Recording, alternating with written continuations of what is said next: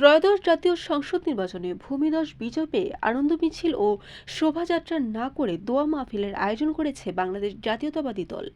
কেন্দ্রীয় কর্মসূচির অংশ হিসেবে রবিবার বিকেলে নলছিটি উপজেলার রানাপাশা ইউনিয়ন বিএনপির উদ্যোগে এই কর্মসূচি পালন করা হয়।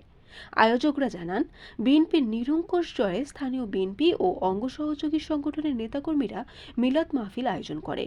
রানাপাশা ইউনিয়ন বিএনপির কার্যালয়ে অনুষ্ঠিত মিলাদ মাহফিলের সভাপতিত্ব করেন ইউনিয়ন বিএনপি সভাপতি মোহাম্মদ মুজিবুর রহমান।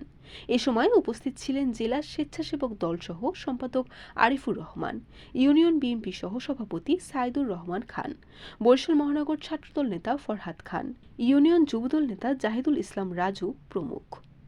এতে বিএনপির সাবেক চেয়ারপারসন প্রয়াত বেগম খালেদা জিয়ার রুহের মাগফিরাত কামনায় বিশেষ দোয়া করা হয়। মিলাদ মাহফিলে স্থানীয় বিএনপি ও অঙ্গ সহযোগী সংগঠনের শতাধিক নেতাকর্মী যোগ দেন।